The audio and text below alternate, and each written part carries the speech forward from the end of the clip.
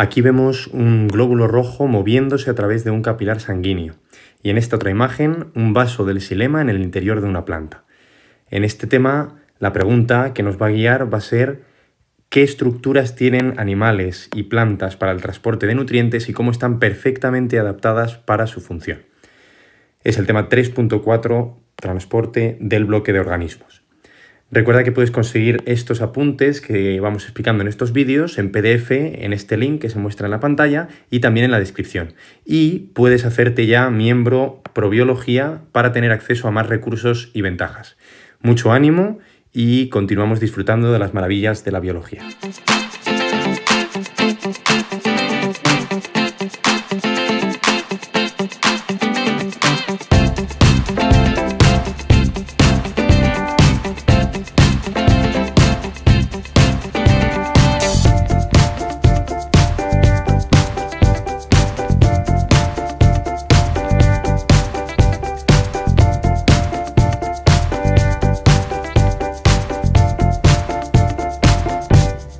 Vamos a comenzar con el transporte, cómo funciona el transporte de nutrientes en animales, incluido el ser humano. Nos vamos a centrar especialmente en el ser humano. Aquí tenemos el caso de un guepardo, de los organismos más rápidos, puede alcanzar una velocidad de más de 120 km por hora y nos podemos preguntar cómo el sistema circulatorio de este animal está adaptado para permitir un transporte de nutrientes suficientemente rápido a todas sus células, especialmente a los músculos, durante una actividad tan intensa, ¿no? Bueno, pues vamos a ver cómo arterias, venas, capilares están adaptados para que esto sea posible. Y aquí tenemos una foto de Usain Bolt, récord mundial en velocidad, y la misma pregunta, ¿no? ¿Cómo los vasos sanguíneos en el ser humano están adaptados para transportar nutrientes, oxígeno, glucosa a los músculos, al cerebro, en una actividad física tan intensa como es este caso? Bueno, pues eso es gracias a tres protagonistas que son los que vamos a explicar: las arterias, los capilares y las venas. Vamos a ver su estructura y cómo están adaptadas para su función. Las arterias, en primer lugar, son las que llevan la sangre desde el corazón a altas presiones, lo llevan a todos los órganos, a todos los tejidos y células del cuerpo. Esas arterias se van disminuyendo, se van bifurcando, se van ramificando, formando arteriolas y finalmente conectan con los capilares. Estos capilares son los vasos sanguíneos en los que se produce el intercambio entre la sangre y el medio interno, lo que llamamos el medio interno, que son los líquidos que rodean las células de los tejidos, y el medio externo, que es todas las estructuras que están conectadas al exterior. Vamos a poner dos ejemplos. Los capilares que rodean, por ejemplo, el tejido cerebral, donde están las células neuronales, las neuronas y todas las células del tejido del cerebro, necesitan glucosa y oxígeno, como todas las células de todos los órganos, y los capilares que irrigan ese tejido cerebral son un ejemplo de transporte desde la sangre al medio interno. El medio interno sería el líquido que hay alrededor de esas células del tejido cerebral que necesitan glucosa y oxígeno. ¿Por qué necesitan glucosa y oxígeno? Pues para la respiración celular, para producir energía. Y también van a producir, como consecuencia de esa respiración celular, CO2 y productos de desecho que es necesario eliminar. Para la eliminación habrá un transporte desde el medio interno a la sangre, de vuelta a los capilares. Otro ejemplo, transporte entre sangre y medio externo, el intercambio de oxígeno y CO2 en los alvéolos.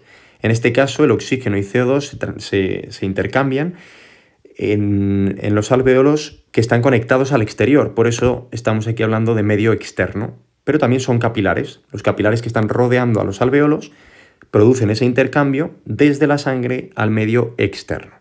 Otro ejemplo de sangre medio externo sería en el riñón, en la nefrona. Esto está mal, no es neurona, es nefrona. En el glomérulo, que es la estructura, la unidad de filtración del riñón, de las nefronas, ahí se produce un intercambio entre la sangre y el medio externo, precisamente porque la orina que se va formando está conectada al exterior, va a ser expulsada al exterior, ¿no? Bueno, y por último, tercer protagonista, las venas. Las venas son los vasos sanguíneos que llevan la sangre desde los capilares de vuelta al corazón, a menor presión. Por lo tanto, veis que es un circuito cerrado. El corazón es el que bombea la sangre y la sangre va de arterias a arteriolas a capilares, que es donde se produce el intercambio de sustancias, luego lo que llamamos vénulas, venas y de nuevo al corazón. Un circuito cerrado, como se ve también aquí en esta imagen. Aquí tendríamos una arteria, lleva la sangre desde el corazón a mucha presión, se bifurca en arteriolas, aquí tendríamos la red capilar donde se produce el intercambio de gases, todos los tejidos del cuerpo tienen esa red capilar, que luego está conectada a las vénulas y finalmente a las venas que llevan la sangre de vuelta al corazón. Bueno, pues así funciona todo el sistema circulatorio del cuerpo. Vemos aquí el ejemplo, esto sería el medio externo, todos los conductos conectados al exterior, el medio interno, que digamos donde están todos los tejidos, órganos, células del cuerpo. Un esquema sencillo del corazón, arterias en rojo, venas en azul, como la sangre iría desde el corazón, ventrículo izquierdo principalmente, enviando toda la sangre a todo el organismo, y la sangre vuelve por las venas al ventrículo derecho. Bueno, este sistema circulatorio es mucho más complejo, como veis aquí. Aquí tenemos el nombre de muchas de las principales arterias y venas del cuerpo, a través de las cuales se va transportando todos los nutrientes y los productos de desecho por el cuerpo. Fijaos aquí especialmente cómo la sangre pasa por los riñones, donde se filtra para ir limpiando esa sangre a medida que se va bombeando, que se va transportando por todos los órganos. Y aquí también se ve cómo se bifurcan arterias y venas en los pulmones para oxigenarse y eliminar el dióxido de carbono. Bueno, pues vamos a ir viendo cómo estas estructuras, como decíamos, están adaptadas para su función. Vamos a comenzar por los capilares sanguíneos. Los capilares sanguíneos son los más pequeños, precisamente porque están encargados del intercambio de sustancias entre sangre y, como hemos hablado, medio interno o externo. ¿Qué adaptaciones tienen? Pues en primer lugar son muy estrechos, vasos sanguíneos muy estrechos. Estamos hablando de unos 10 micrómetros de diámetro. Esto facilita mucho la difusión de sustancias pequeñas. Al ser un diámetro muy pequeño, las sustancias están muy cercanas a la pared del capilar, por tanto la difusión es más sencilla. Además, la pared es muy fina, es una sola capa de células endoteliales. Esto todavía facilita más la difusión y el transporte de sustancias a través de esa pared. Vamos a analizar un poco qué tiene esa pared tan fina de los capilares. Tiene un recubrimiento que es como una especie de gel de proteínas que actúa como filtro. A este gel lo llamamos membrana basal. Esa membrana basal va a actuar como un primer filtro, impidiendo que salgan moléculas muy grandes, macromoléculas.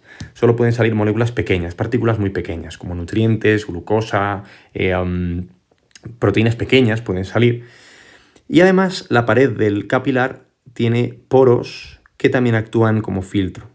Bueno, estos dos filtros, podríamos decir, lo que hacen es que haya mucha permeabilidad, una permeabilidad controlada, porque las células, por ejemplo, no pueden salir, las macromoléculas, como decíamos, tampoco pueden salir, pero pueden pasar partículas pequeñas o medianas, que son las que forman, digamos, el líquido tisular, lo que hay entre las células. Ahí hay pues, oxígeno, glucosa, nutrientes pequeños que pueden salir y entrar por los capilares, y por supuesto el agua, evidentemente. No pueden pasar ni macromoléculas ni células, por lo tanto una permeabilidad selectiva, podríamos decir, controlada. Algunos capilares, además, pueden tener más poros y más grandes. Se llaman capilares fenestrados, porque tienen lo que llamamos fenestraciones, esos agujeros o poros más grandes, ¿no? Bueno, esto es una adaptación específica para una función mayor de mayor intercambio. Cuando un capilar necesita un mayor intercambio líquido entre el líquido tisular del tejido y la sangre, pues pueden existir estos capilares fenestrados. Bueno, ya estaréis imaginando dónde pueden estar, ¿no? Por supuesto, en el glomérulo, en las nefronas en el riñón, es un ejemplo de capilares fenestrados porque se necesita precisamente mucho intercambio de sustancias. Y una tercera adaptación es que estos capilares forman redes. No es un solo capilar, sino que, como hemos visto antes, forman redes capilares que rodean las células, los tejidos, precisamente para que haya una mayor superficie de intercambio de sustancias. De nuevo aquí una mayor relación superficie-volumen. Todos los tejidos tienen estas redes capilares, excepto cristalino y córnea, que son tejidos avasculares, quiere decir que no tienen no tienen vasos sanguíneos, los nutrientes llegan de otra forma, por las células que hay alrededor, etc., porque precisamente tienen que ser transparentes. Si hubiera vasos sanguíneos, eso dificultaría la visión, por ejemplo. Bueno, vamos a verlo con imágenes. Aquí tendríamos una sección transversal de un capilar sanguíneo. ¿Veis? El diámetro sería de unos 10 micrómetros. Estaría formado por únicamente 2 células endoteliales, que veis que son muy finas, muy planas, para garantizar esa relación, gran relación superficie y volumen. Solamente es un poco más amplia en el núcleo. Y hay espacios entre las células que favorecen esa permeabilidad. Y en el exterior del capilar está toda la membrana basal que forma esa malla de proteínas que actúa como filtro. Y en el interior, en el lumen o luz del capilar, vemos un glóbulo rojo. Un glóbulo rojo con esta forma característica bicóncava de los glóbulos rojos, sin núcleo. Y veis que el capilar tiene el diámetro perfecto para el glóbulo rojo, para que quepa un glóbulo rojo en la sección transversal, ¿no? Aquí tenemos una imagen de microscopía electrónica de transmisión, 2 dimensiones, la capa de tejido endotelial, una sola capa de células y el glóbulo rojo con su forma bicóncava en la luz del capilar. Y aquí la imagen de microscopía electrónica de barrido que hemos visto en la portada también, con el glóbulo rojo pasando a través del capilar. Estos serían las células endoteliales de la pared. Bueno, esta imagen representa un capilar fenestrado en el que habría más poros, más fenestraciones que permitirían una permeabilidad mayor en el caso de capilares que estén en lugares que requieran mayor intercambio, como por ejemplo el glomérulo de las nefronas. Bueno, pues esto respecto a los capilares. Vamos a ver cómo son ahora las arterias, que son las que transportan la sangre a elevada presión del corazón a los órganos. Como imaginaréis, pues las adaptaciones de las arterias son las adecuadas para resistir esa elevada presión con la que transportan la sangre desde el corazón a los órganos. Bueno, las paredes de las arterias, primera adaptación, tienen varias capas. Las vamos a denominar túnica externa o adventicia, túnica media y túnica íntima, desde fuera hasta dentro, ¿vale? La más externa es la túnica externa o adventicia, que es una capa de tejido conectivo, principalmente de colágeno, que es una capa muy rígida, muy fuerte, que le da una rigidez, un soporte a la arteria, impidiendo pues, que estallen por la presión. Luego está la túnica media, que es una capa gruesa de músculo liso esencial, va a tener una función esencial como veremos después, son células circulares, eso también es muy importante, y además contiene fibras elásticas con una proteína que se llama elastina. Esta túnica media de capa muscular y fibras elásticas es esencial para la función de las arterias. Y por último la túnica íntima, que es una capa de células endoteliales, el endotelio, que es el revestimiento interno de la arteria. La sangre está en contacto con esa túnica íntima que es el recubrimiento interno. Bueno, pues las arterias son elásticas. Esto es otra adaptación que es esencial, como decíamos. Elásticas precisamente por esa capa gruesa de músculo y esas fibras elásticas de la proteína elastina. Esto permite a las arterias soportar diferentes presiones. No es lo mismo la presión cuando estoy haciendo ejercicio físico que cuando estoy relajado, ni la presión cuando tengo un susto, que el ritmo cardíaco aumenta y pasa más sangre a mayor velocidad por las arterias, ¿no? Bueno, estas arterias también son resistentes a la dilatación y a la rotura. Una rotura de una arteria se llamaría aneurisma. Para impedir esa rotura, pues son resistentes y elásticas, ¿no? Eso es gracias principalmente a la túnica media, esa elasticidad, y la túnica externa o adventicia, ese tejido conectivo que protege a la arteria de la rotura. Bueno, pues esas fibras elásticas de las que hablamos que están en la túnica media, gracias a la proteína elastina, cuando la arteria aumenta de tamaño al estirarse, por ejemplo, durante el latido, en la presión sistólica, cuando el ventrículo izquierdo se contrae, la sangre sale con mucha fuerza y las arterias se estiran, aumentan su diámetro. y esas fibras elásticas almacenan energía potencial al estirarse. Luego, al volver a la posición original, lo que llamamos la retracción elástica, lo que hacen es ayudar a que el flujo sanguíneo sea constante, reducen las fluctuaciones, ayudan al transporte de la sangre, porque la fibra elástica vuelve a su posición, esa retracción elástica, y eso empuja la sangre. Bueno, otra adaptación, el lumen de las arterias es relativamente estrecho. Relativamente estrecho, claro, si lo comparamos con un capilar, evidentemente es mayor que un capilar.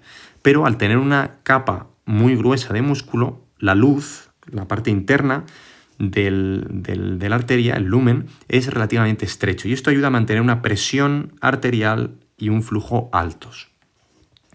Y además, lo más interesante de las arterias es que tienen capacidad de reducir su diámetro o aumentarlo, lo que llamamos constricción o vasoconstricción y vasodilatación. Bueno, esto es esencial y es gracias al músculo liso, porque las células del músculo liso pueden responder a señales hormonales y neuronales. De esta manera se puede regular que las arterias sean grandes, de diámetro grande o de diámetro pequeño, y así se regula el flujo sanguíneo según las necesidades del cuerpo.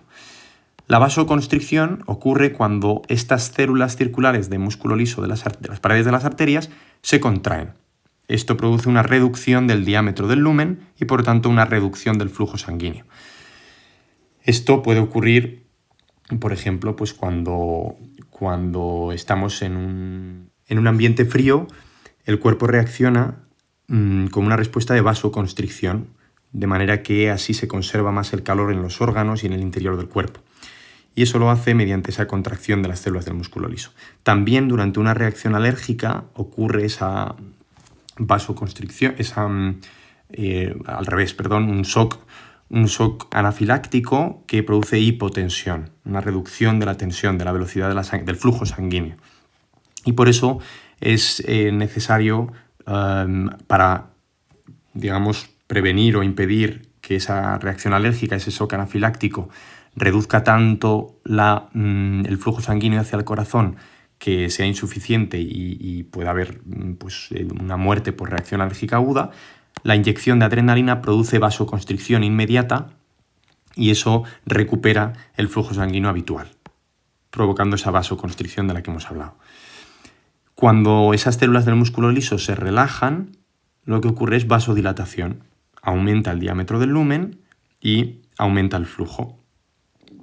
Bueno, pues esto, como decíamos, se puede controlar por señales hormonales y neuronales para ir regulando el flujo sanguíneo según la disponibilidad y necesidad del cuerpo. Bueno, pues como hemos hablado, las arterias pueden actuar como reservorio de presión. Esto es lo que hablábamos, ¿no? Cuando el ventrículo izquierdo se contrae, las paredes de las arterias se ensanchan y las fibras elásticas acumulan energía potencial que al recuperar su posición, esa retracción elástica, lo que hace es favorecer que el flujo sanguíneo sea continuo cuando el corazón se relaja durante la diástole. En la relajación ventricular, el flujo continúa gracias a que las fibras elásticas vuelven a su posición. Aquí tenéis una imagen de cuáles serían los síntomas en una reacción alérgica aguda o en un shock anafiláctico. Hinchazón, pueden aparecer ronchas, dificultad respiratoria y el pinchazo, la inyección de adrenalina que se suele realizar es una inyección intramuscular en el muslo normalmente, pues provoca esa vasoconstricción inmediata que puede pues, salvar a una persona en medio de ese ataque agudo de alergia, ¿no? Bueno, aquí tenéis una imagen de cómo sería una arteria en microscopía electrónica de barrido.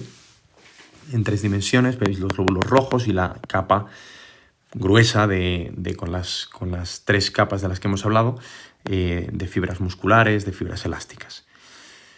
Bueno, una imagen sencilla de cómo sería una arteria sería esta.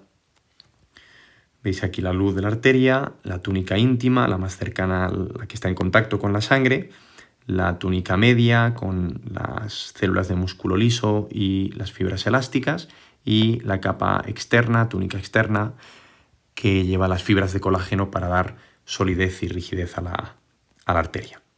Otra imagen aquí con las 3 capas de nuevo.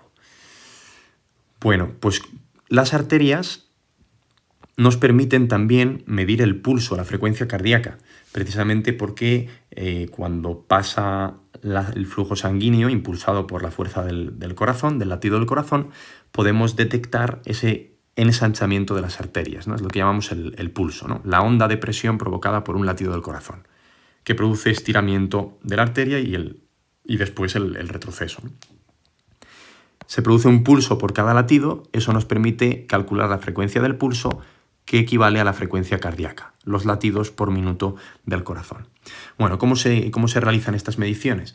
Pues solo se pueden realizar con arterias que estén cerca de la superficie corporal, que nos permitan medir el pulso presionando levemente con las yemas de 2 o 3 dedos. Aquí es importante saber que no hay que usar el pulgar, porque el pulgar tiene su propio pulso, que lo podemos notar al presionar sobre otra parte de la piel, y eso nos podría confundir. Los dos lugares más sencillos para medir el pulso son la muñeca y el cuello. Cuando medimos el pulso en la muñeca se llama pulso radial, por la arteria que pasa por esa zona, la arteria radial, y en el cuello es el pulso carotídeo, porque la arteria que pasa por ahí cerca en el cuello es la carótida. Lo que se hace es contar las pulsaciones durante 1 minuto o durante 30 segundos y luego se multiplica por 2. Y esto también se puede hacer con medidores digitales, oxímetros de pulso, que son estos aparatos que se colocan en el dedo y que utilizando un LED de luz roja e infrarroja pueden detectar cómo se modifica la luz según pasa la sangre por el dedo, y de esa forma calculan la frecuencia cardíaca y además también pueden calcular el porcentaje de saturación de oxígeno en sangre, porque la sangre sin oxígeno, desoxigenada, absorbe luz roja, mientras que la sangre oxigenada absorbe luz infrarroja. De esa manera nos dan estos dos datos que son los que aparecen en esta imagen, ¿no? La saturación de oxígeno y las pulsaciones por minuto. Bueno, el pulso también se puede tomar en otras partes del cuerpo, por ejemplo aquí en la arteria temporal, la carótida que hablábamos, apical directamente en el pecho, en el corazón, braquial, radial, popliteo, en el pie incluso, ¿no? Bueno, hay más zonas en las que se podría medir. Y aquí la imagen pues, del gesto habitual, ¿no? Mirando un reloj, un cronómetro que te permite contar 30 segundos para duplicar luego por 2 o durante 1 minuto. Y de esa manera pues, podríamos medir el pulso y la frecuencia cardíaca. Bueno, vamos con las venas. ¿Cómo son las venas, el tercer tipo de vaso sanguíneo que vamos a ver, que transporta la sangre desde los órganos al corazón, por lo tanto a mucha menor presión? La sangre llega a las venas por drenaje desde los capilares, por lo tanto no tienen pulso las venas, no se puede medir el pulso, no se ensanchan ni se retraen. ¿Qué adaptaciones tienen? Pues la pared es mucho más fina, tiene menos fibras elásticas, menos células musculares lisas, precisamente porque no necesita ese ajuste de flujos sanguíneos. También tiene las 3 capas de las que ya hablábamos, túnica externa o adventicia, túnica media, túnica íntima, pero con menor grosor. Y por lo tanto el lumen es mayor con respecto a la pared. El flujo sanguíneo va a menor presión y aquí nos podríamos hacer pues, las siguientes preguntas, ¿no? Claro, si hay menos presión, ¿cómo consigue la sangre volver al corazón o seguir el flujo adecuado, la dirección adecuada? ¿Cómo evitamos el reflujo de sangre a los capilares?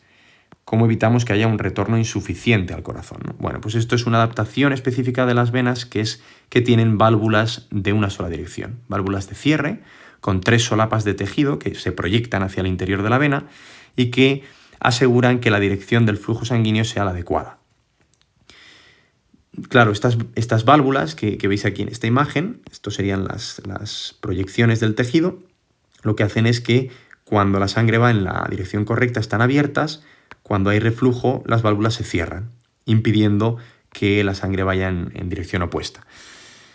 Estas válvulas por sí solas no garantizan el movimiento del flujo, es necesario la fuerza de la gravedad y sobre todo las presiones de otros tejidos, sobre todo el músculo esquelético, que favorecen el movimiento de la sangre por las venas. Esto es muy importante. De hecho, cuando una persona tiene que estar mucho tiempo en el hospital y está mucho tiempo parada, no anda, pues hay más riesgo de coágulos, de que la sangre se coagule, se formen trombos o no haya retorno suficiente hacia el corazón. Aquí tenéis una imagen de cómo en la pisada, cuando andamos, los músculos de la pierna ayudan a las venas, al retorno de la sangre al corazón. Bueno, esto es esencial, estos son también válvulas de las venas vistas por microscopía electrónica de barrido en 3 dimensiones. Cuando ese retorno venoso no ocurre de la forma adecuada, porque las válvulas se han debilitado, esto puede suceder con la edad, aparecen las varices, lo que llamamos las venas varicosas, que suelen aparecer en las piernas, y también pueden aparecer en los hombres, por ejemplo, en los testículos, en las venas que rodean los testículos.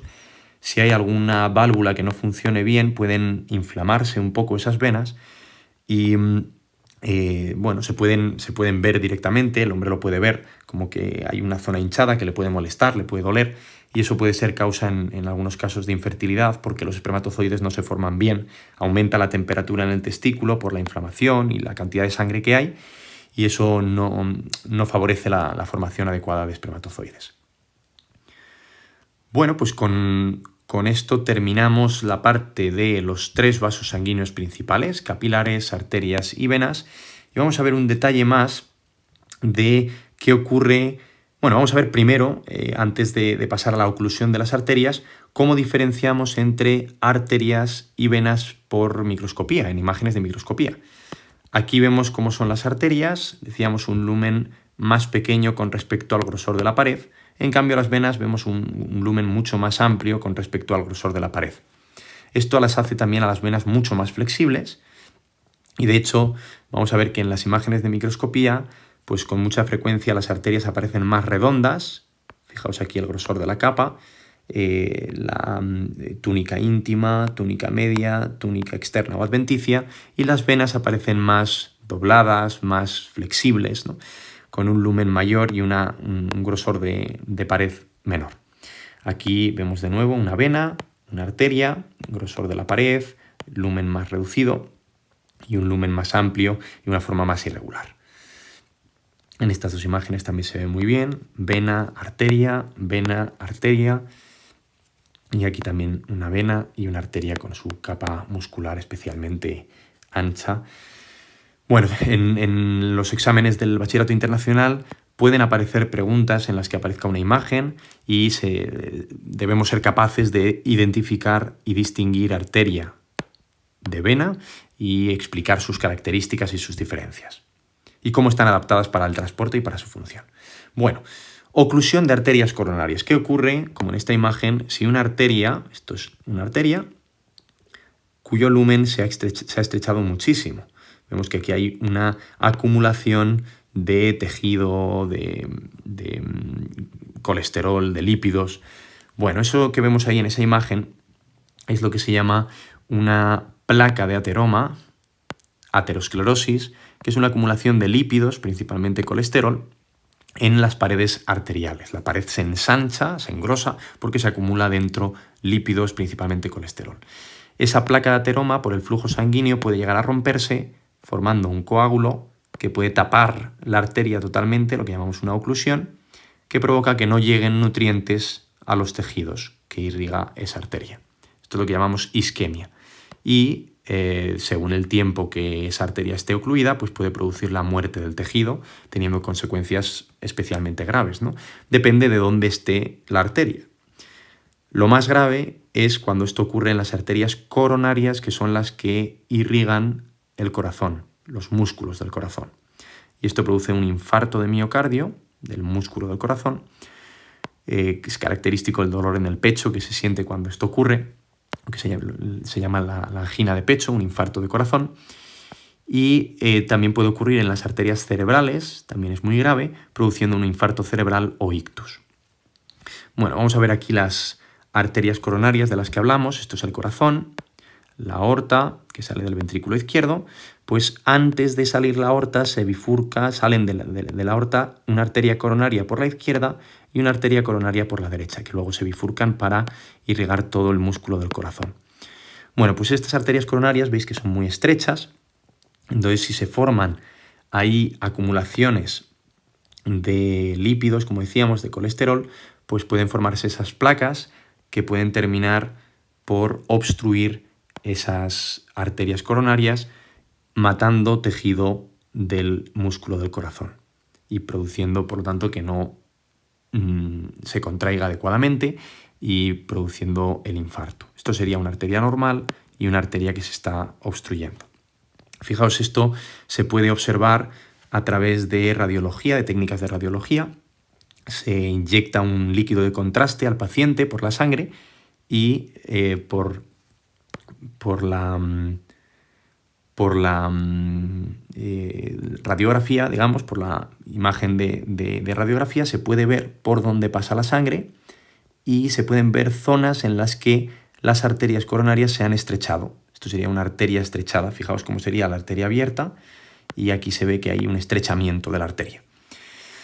Ese estrechamiento es por las placas de ateroma, por las acumulaciones de colesterol. Y fijaos, lo que se puede hacer es introducir mediante un catéter una especie de globo que se puede llevar desplegado hasta la zona de la arteria coronaria que está estrechada, y en la zona en la que se ha estrechado, en la que está la placa, ese globo se puede hinchar. Al hincharse el globo, lo que se hace es recuperar el flujo sanguíneo habitual, ¿no? Esto es lo que se llama un cateterismo para... bueno, así se han salvado a muchas personas que estaban pues, a punto de morir por un infarto de miocardio, porque tenían un estrechamiento de estas arterias coronarias, y si se realiza con agilidad, con rapidez desde que ha ocurrido el infarto, pues puede salvarse la vida de esa persona. Bueno, pues ¿esto por qué ocurre? Pues hay muchos factores de riesgo. Los principales son, por ejemplo, la hipertensión, que favorece que se rompan esas placas. El tabaco, el fumar, aumenta la presión arterial, y la nicotina produce mayor vasoconstricción. Todo esto también es un factor de riesgo para la aterosclerosis, para el infarto de miocardio. Dietas grasas saturadas, dietas con elevado consumo de grasas saturadas y de colesterol, obesidad, el alto consumo de sal, que también favorece la hipertensión, tomar alcohol en exceso, que también aumenta la presión arterial, el sedentarismo, por supuesto, la falta de movimiento, y también hay una predisposición genética y, por supuesto, la edad, ¿no? La vejez es un factor de riesgo también para las enfermedades cardiovasculares. Bueno, pues dejamos aquí toda la parte del transporte en animales y vamos con el transporte en plantas. ¿Cómo transportan las plantas nutrientes? Bueno, pues vamos a ver que hay ciertas similitudes, podríamos decir. También hay vasos de transporte en las plantas, pero muy diferentes, con características muy diferentes. Aquí tenemos la imagen de un árbol frutal, un manzano, y aquí un roble. Bueno, pues vamos a ver cómo estas plantas son capaces de transportar los nutrientes desde las raíces, por toda la planta, por todas las ramas, hasta las hojas, y hasta incluso pues, formar esos frutos que nos sirven también de alimento, ¿no? Bueno, pues clasificación general de plantas, una clasificación general para ubicarnos. Hay plantas que no tienen vasos conductores, se llaman plantas no vasculares, que no tienen semillas, se reproducen por esporas, como por ejemplo los musgos. Y luego hay plantas vasculares, que son de las que vamos a hablar aquí, que tienen vasos conductores. Algunas son sin semillas, como los helechos, y otras tienen semillas, y las hay de dos tipos: gimnospermas, que no tienen flores ni frutos, como los pinos, y angiospermas, con flores y frutos.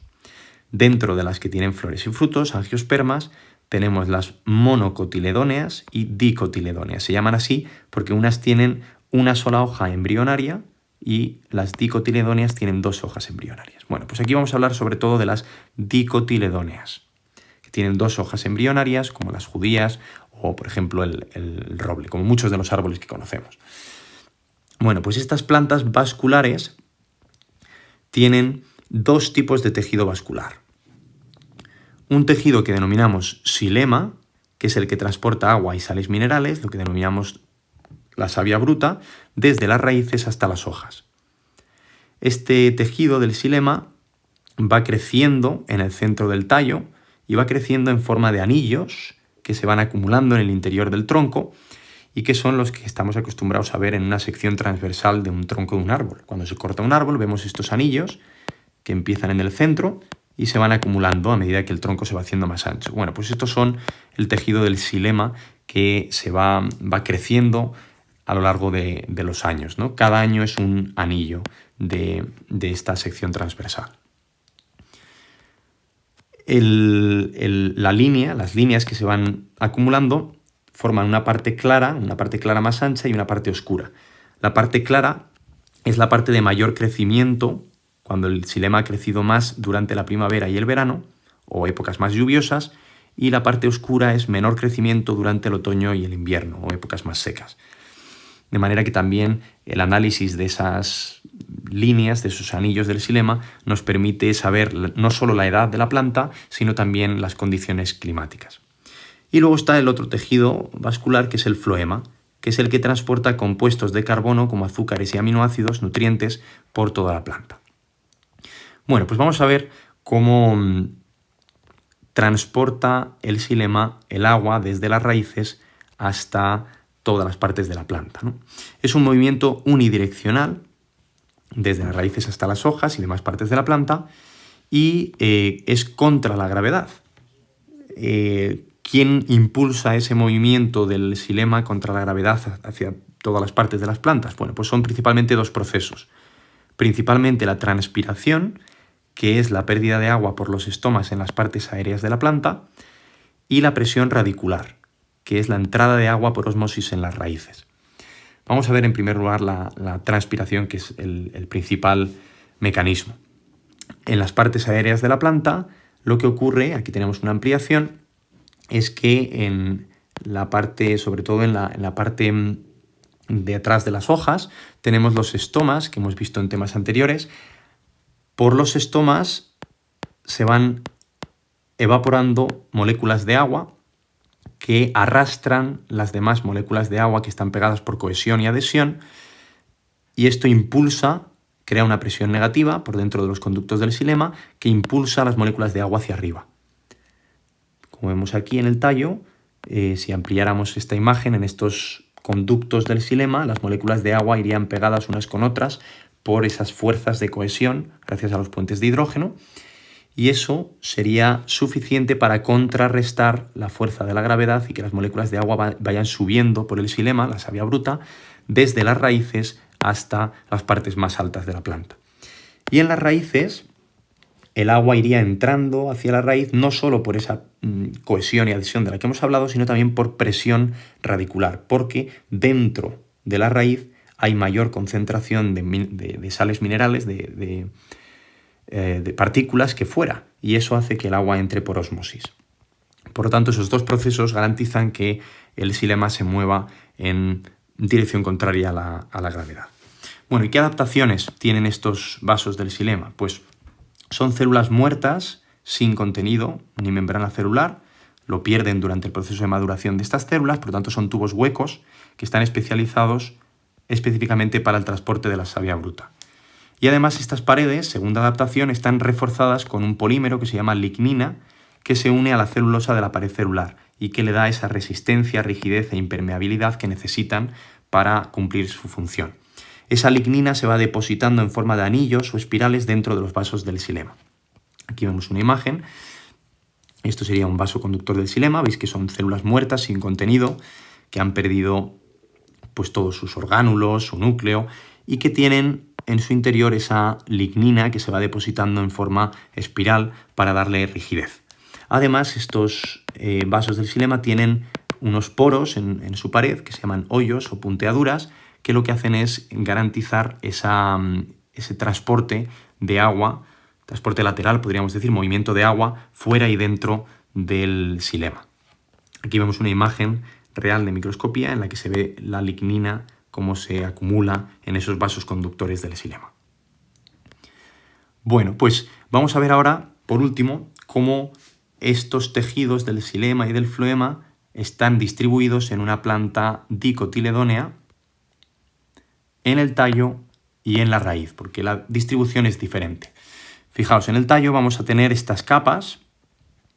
De fuera adentro tenemos la epidermis en la parte exterior. Si cortáramos un tronco de un árbol, veríamos la parte más externa. Es la epidermis, una sola capa de células que sirve de protección y para dar la estructura a la planta, que está rodeado de una cutícula o capa cerosa, que lo que hace es dar impermeabilidad y evitar la pérdida de agua, para que el agua no se pierda en exceso. La siguiente capa es una capa muy gruesa, que es la corteza. Da soporte estructural, almacenamiento de nutrientes y también puede realizar la fotosíntesis en algún caso cuando contiene células con cloroplastos. Luego tenemos los haces vasculares, que en el caso del tallo forman un anillo. Ahora veremos imágenes. Y en esos haces vasculares tenemos el xilema y el floema. El xilema está siempre hacia el interior del tallo, que se va acumulando formando esos anillos anuales de los que hablábamos, y el floema que está hacia el exterior, pegado a la corteza. Y entre xilema y floema tenemos el cambium vascular, una parte muy importante, porque es una capa delgada de células madre que está en división, en proliferación, diferenciándose a xilema hacia el interior y a floema hacia el exterior. Son células que pueden diferenciarse a estos dos tipos celulares. Y por último tenemos en el centro del tallo la médula, que son células que almacenan nutrientes y agua. Bueno, aquí tenemos una imagen. En este árbol se ve una sección transversal y toda esta parte sería el xilema, que ha ido creciendo en forma de anillos. Tendríamos la médula, sería la parte central, y en la parte exterior esto sería la epidermis, luego la corteza, el floema y entre el floema y el xilema el cambium. Aquí lo vemos por microscopía, la parte más externa, la epidermis, luego habría un fragmento de corteza y aquí vemos los haces vasculares en disposición de anillo. ¿Veis cómo están rodeando la médula central? Si nos acercáramos a uno de esos haces vasculares, veríamos el cambium en el centro y floema y xilema. El xilema siempre hacia el interior, xilema, los vasos del xilema, y los vasos del floema siempre hacia el exterior. Y entre medias el cambium vascular. Aquí lo vemos más de cerca.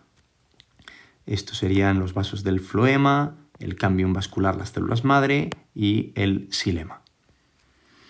Otro ejemplo aquí. Bueno, pues esto sería el tallo, cómo estaría distribuido el tallo en una planta dicotiledónea como la que hablábamos.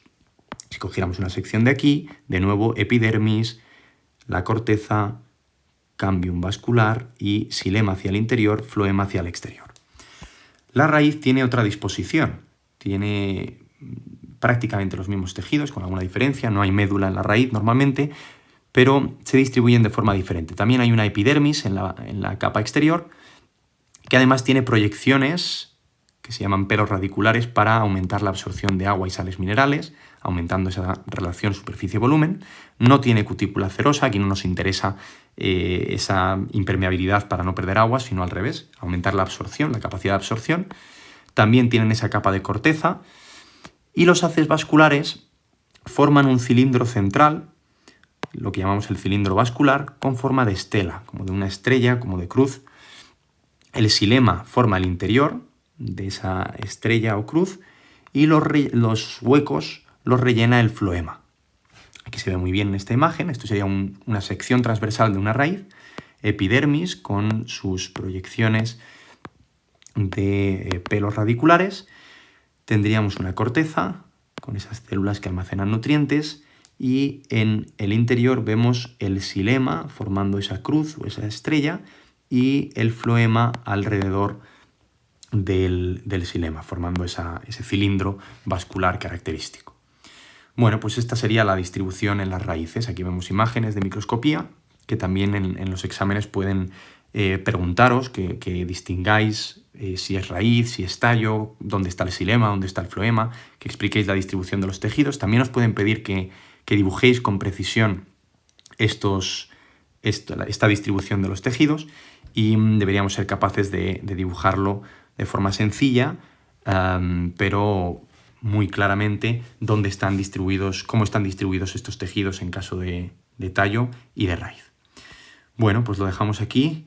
Mucho ánimo con vuestro estudio.